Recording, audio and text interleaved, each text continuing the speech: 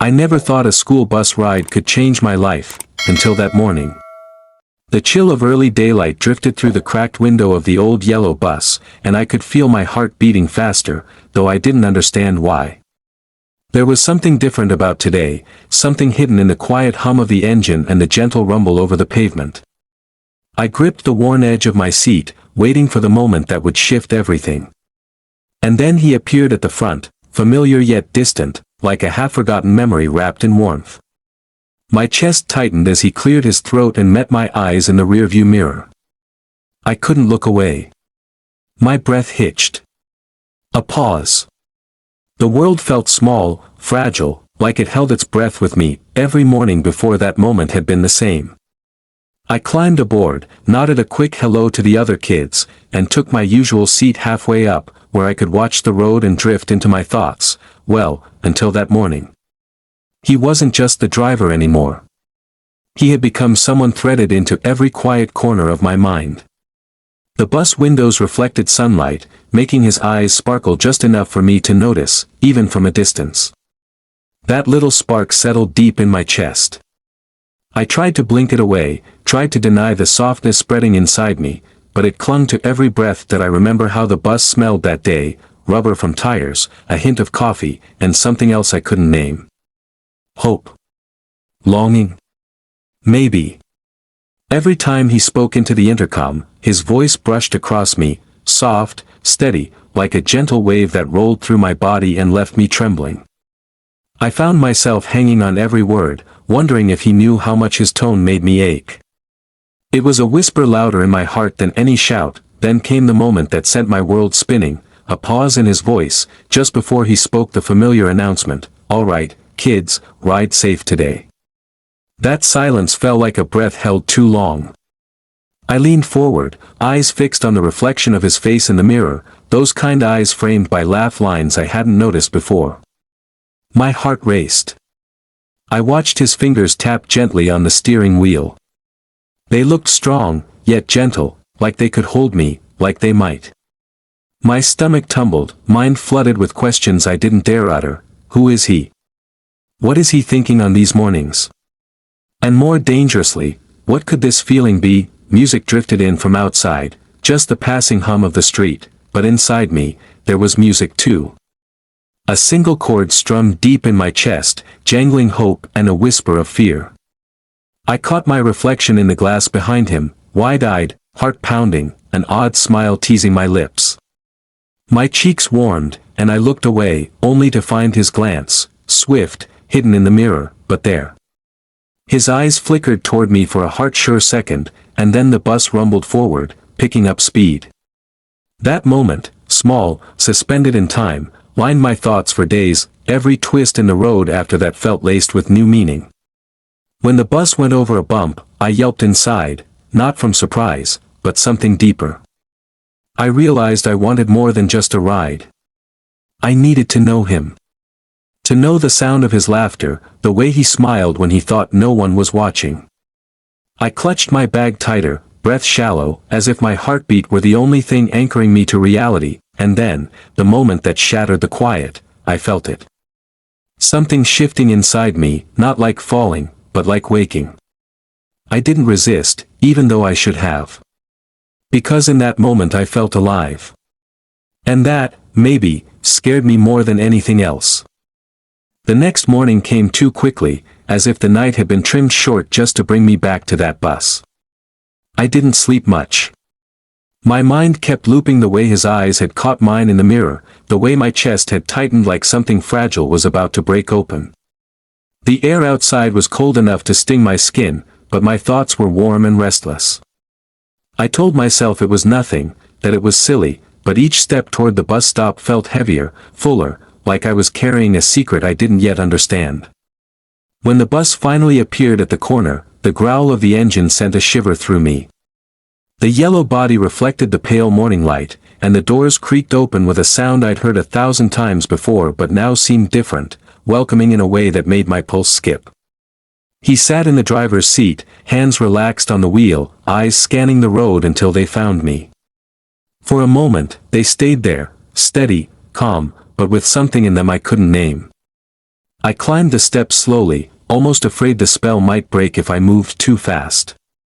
His "good morning" was quiet but deliberate, each syllable like it was placed carefully just for me. I mumbled mine back, hoping it didn't sound as shaky as it felt.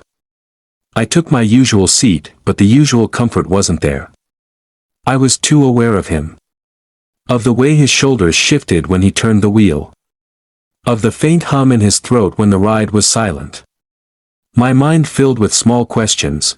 What did he have for breakfast? Did he sing when no one was around? Had he always been this gentle, or was I only just noticing? The ride was calm at first, just the sound of tires against pavement, but then he spoke, not to me directly, but to the bus, telling someone to sit down, to be careful. His tone was firm but soft, and I found myself smiling into my hands. I didn't know why, but that voice felt like it could carry me through any storm. Halfway through the route, the bus hit a stretch of road lined with tall trees that blocked out most of the sunlight. The shadows wrapped around us, and for a moment it felt like we were alone in our own little world. I leaned forward slightly, catching the edge of his reflection in the mirror. He caught me again. Not long, just a flicker, but long enough to leave me breathless. The corners of his mouth lifted, barely, like he wasn't sure he should let it show. I gripped the seat in front of me, my fingers tingling. I didn't dare look again right away.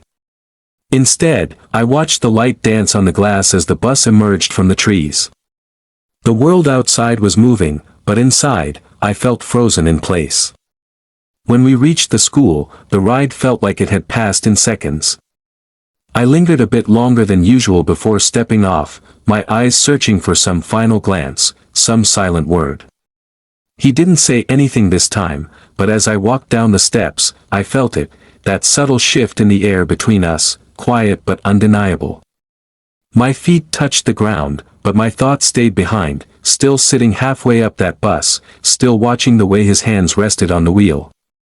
That night, as I lay in bed, I could still hear the sound of the engine, still feel the weight of his gaze brushing over me like it belonged there. I didn't want to admit it, but I knew then, I was already in too deep. By the third morning, it wasn't just anticipation that pulled me out of bed early, it was something heavier, something that settled in my chest and refused to let go. I dressed without thinking, my mind already on the moment the bus would appear.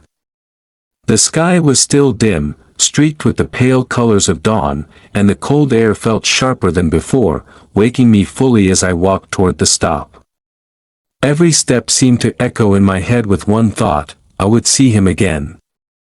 My heart kept racing ahead of me, imagining his voice, the way he might look today, whether his eyes would find mine in that mirror the way they had before. When the bus finally rounded the corner, my breath caught in my throat. The rumble of the engine grew louder, steady and strong, like a heartbeat I could feel through the pavement. The doors opened, and there he was, same uniform jacket, same calm expression, but there was something different in the way his eyes softened when they landed on me. It wasn't just polite recognition, it was as if he had been expecting me. I stepped onto the bus, and for a second it felt like the rest of the world blurred away. "Morning," he said, his voice low and almost warm enough to melt the cold from my skin. I returned the greeting, barely trusting my voice to come out right, and made my way to my seat. But today, I couldn't just sit quietly and stare out the window. I found myself studying him when I thought he wasn't looking, the curve of his jaw, the way his hair curled slightly at the edges, the careful, deliberate way he handled the wheel. Each detail pulled me in deeper, weaving a thread between us that I couldn't see but could feel tugging at me with every turn of the road. About halfway through the route, a thin fog began to gather outside, softening the edges of the world and wrapping the bus in a kind of quiet cocoon. The other students' voices faded into the background, leaving only the hum of the engine and the faint sound of his breathing when the bus slowed at each stop. I leaned forward just a little, and the glass above the aisle caught his reflection perfectly, his eyes, focused on the road but flicking upward for the briefest moment. The connection was electric. My chest tightened, and I felt my fingers curl into the edge of the seat, grounding myself. Then, without meaning to, I let my gaze linger too long. He noticed. The corner of his mouth twitched, not quite a smile, but something close, something meant only for me in that shared, suspended second. I looked away quickly, my face hot, my pulse thundering in my ears, but the warmth from that fleeting exchange stayed with me. As the bus neared the school, he eased it to a stop with a gentleness that felt intentional, as if he didn't want the ride to end just yet. I gathered my things slowly, hoping for one more moment, one more word. When I reached the steps, his voice came, quiet, almost hesitant. "Have a good day." It was nothing on the surface, just a simple wish, but the way he said it, like it carried weight, made my heart stutter. I nodded, not trusting my voice, and stepped out into the cold air. The rest of the day passed in a blur. Teachers spoke, friends laughed, but my mind was stuck in the warmth of that bus, the sound of his voice, the way the fog had wrapped us in something unspoken. That night, lying in the dark, I realized I was no longer just waiting for the bus each morning. I was waiting for him, and I didn't know how much longer I could keep pretending it was just about the ride. The fourth morning felt different from the start, like the air itself was heavier, carrying something unsaid. I woke up before my alarm, my mind already buzzing with restless thoughts I couldn't push away. It wasn't just that I wanted to see him, it was that I needed to, as if the quiet rhythm of my days had started revolving around those few minutes on the bus. I got dressed slower than usual, each movement deliberate, like I was trying to control the rush in my chest. Outside, the air was cold enough to bite, and my breath came out in small clouds as I walked toward the stop.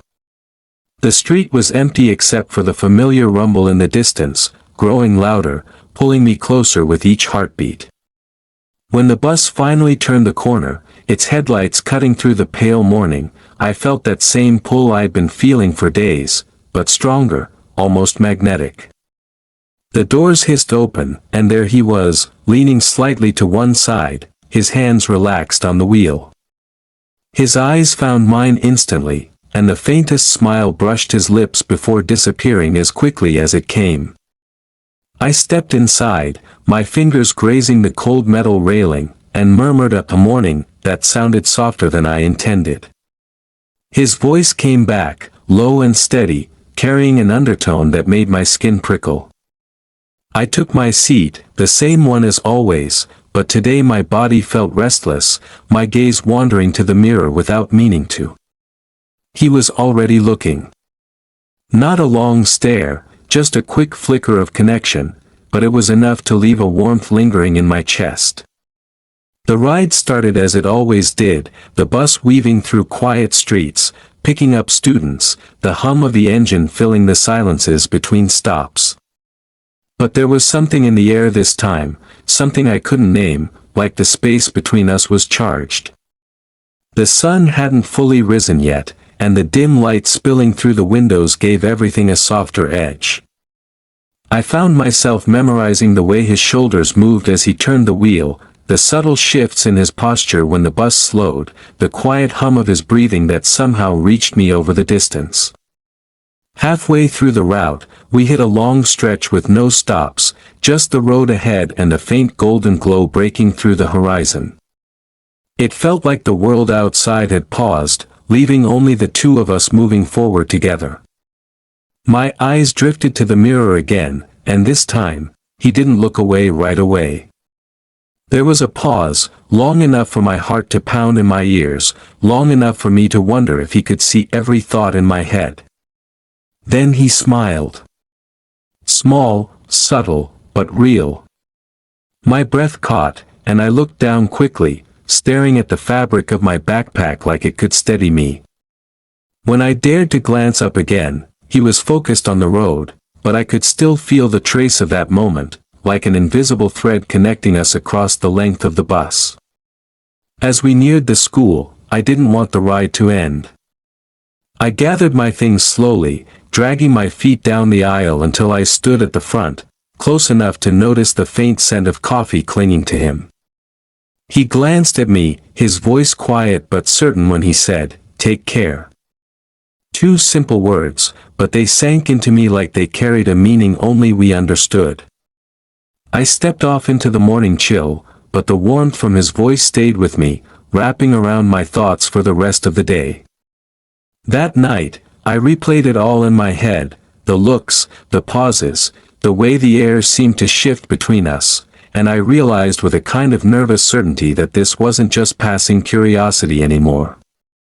Something was building, slow and steady, and I didn't know where it would take me, only that I didn't want to stop it.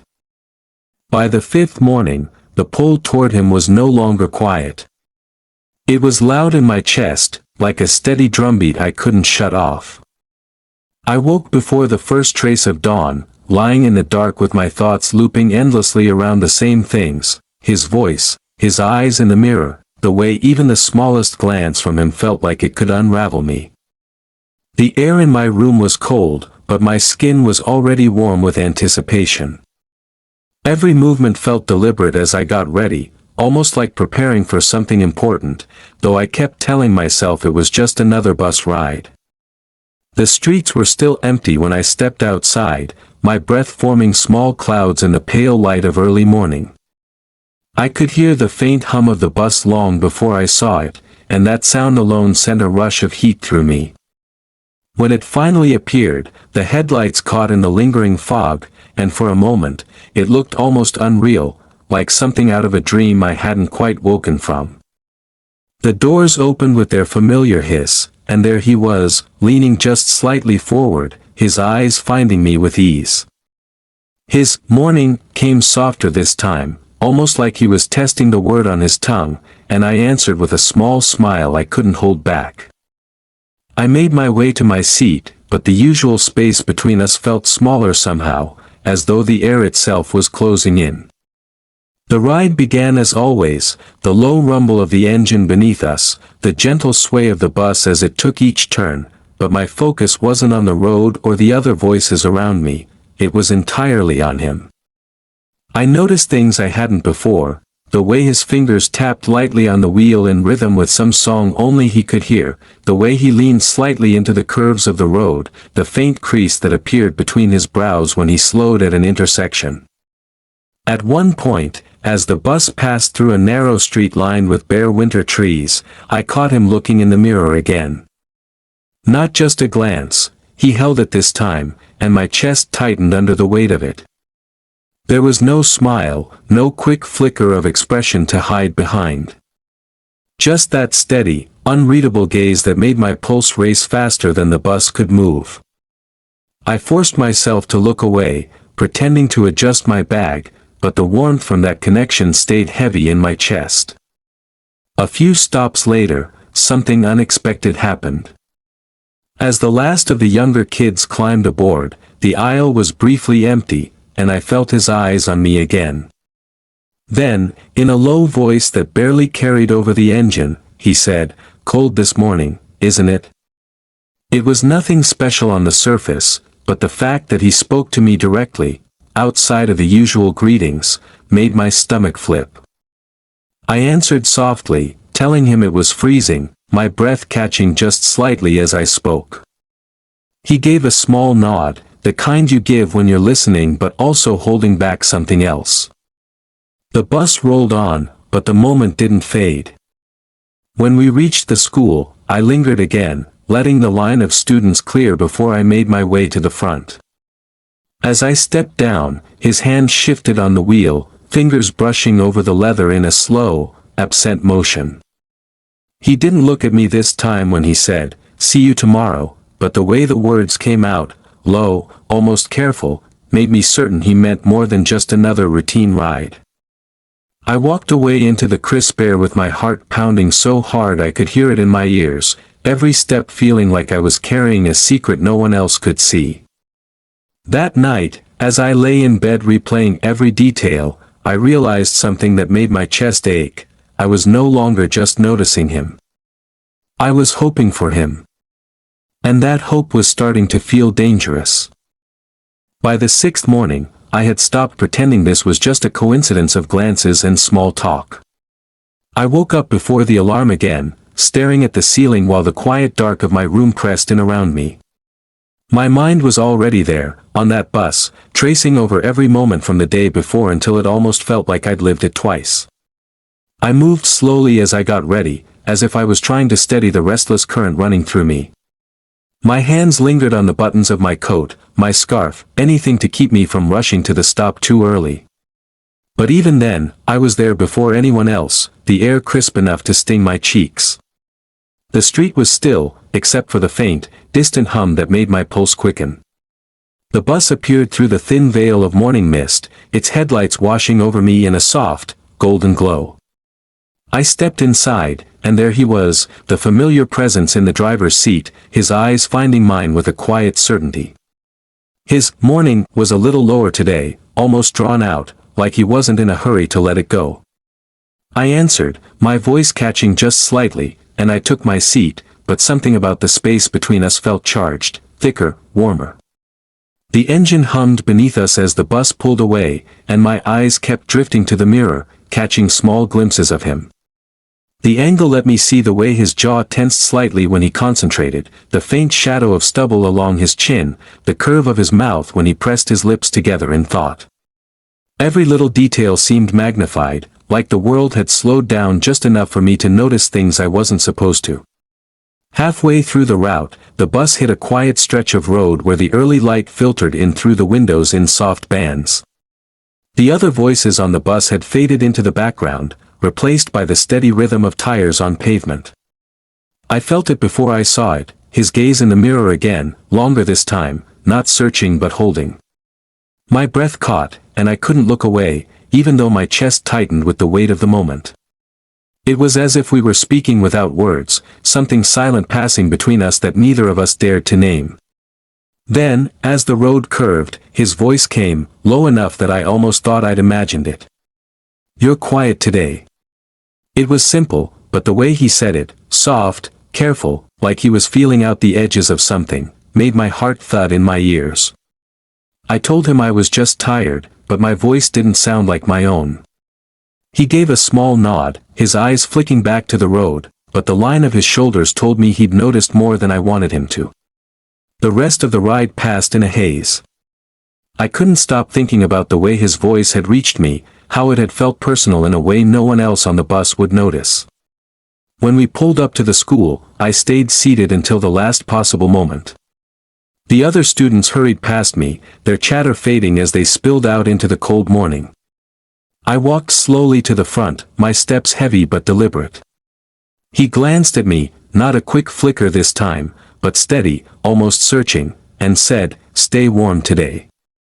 His tone carried an undercurrent I couldn't quite place, but it left a warmth in my chest that stayed even after I stepped into the sharp winter air.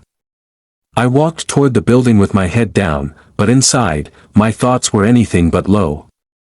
I couldn't shake the feeling that we had crossed some invisible line, and though I didn't know where it led, I was already too far in to turn back. That night, the memory of his voice followed me into my dreams, and I woke knowing that tomorrow, I'd be waiting not just for the bus, but for whatever he might give me next. By the seventh morning, the air between us felt like it had grown heavier, stretched thin with something unspoken that neither of us seemed willing to break. I woke before the alarm again, my body moving through the same motions as every other day this week, but my mind was restless, full of the way he had looked at me yesterday and the way his voice had wrapped itself around those two simple words, "Stay warm." I could still hear them, could still feel the strange comfort they had left in me long after I'd stepped off the bus. Outside, the air was sharper than usual, the kind of cold that seeps into your fingertips and makes your breath come faster. I pulled my scarf tighter, but it did little to calm the heat already simmering beneath my skin. The street was quiet, a thin mist hanging low against the pavement, and when the sound of the bus engine finally broke the silence, my pulse quickened like it always did. The yellow shape emerged from the fog, headlights cutting through the pale light of morning, and the doors opened with their familiar hiss. I climbed the steps slowly, my eyes already on him. His gaze found mine instantly, holding it for a fraction too long before he said, "Morning." It was low, smooth, almost careful, and I could feel it sink into me in a way that made it hard to speak. I murmured my own greeting and took my seat, but the space between us felt different today, warmer, more deliberate. The bus moved through its route, the sound of the engine and the occasional shuffle of footsteps filling the silence. I kept my gaze on the window, watching the world blur past, but I was painfully aware of him. The way his hands moved over the wheel, steady and sure. The way his shoulders rose and fell with each slow breath. And every so often, the weight of his eyes in the mirror, checking on me in a way that didn't feel like checking at all. Halfway through the ride, the bus hit that familiar quiet stretch, the one where the world seemed to fall away and leave only the two of us moving through it. My gaze drifted to the mirror again, and this time he didn't look away. His eyes held mine for longer than they should have, steady and unreadable, but full of something I could feel all the way to my fingertips. My throat felt tight, my breath slower, and I couldn't tell if it was from the cold or from him. Then, almost like he had been holding it in, he spoke, not loud enough for anyone else to hear, just for me. "You always sit there," he said, his tone soft but tinged with curiosity, like he'd been thinking about it for a while. I hesitated, unsure if I should answer honestly, and finally said, "It's the best spot." He smiled, not wide, but enough to crease the skin near his eyes, and for a second, the air in the bus felt lighter.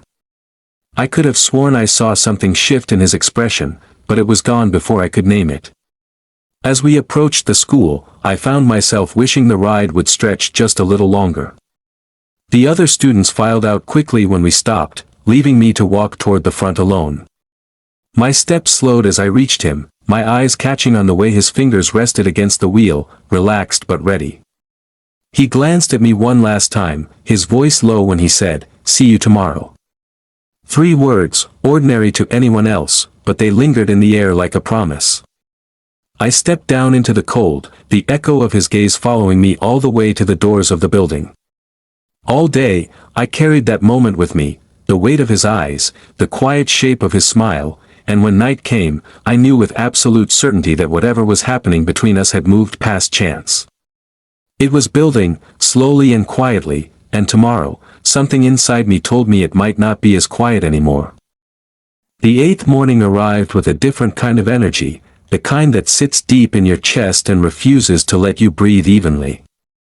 I had hardly slept, lying awake replaying every look, every word, every pause between us, wondering if today would be the day something finally broke the invisible line we had been dancing around.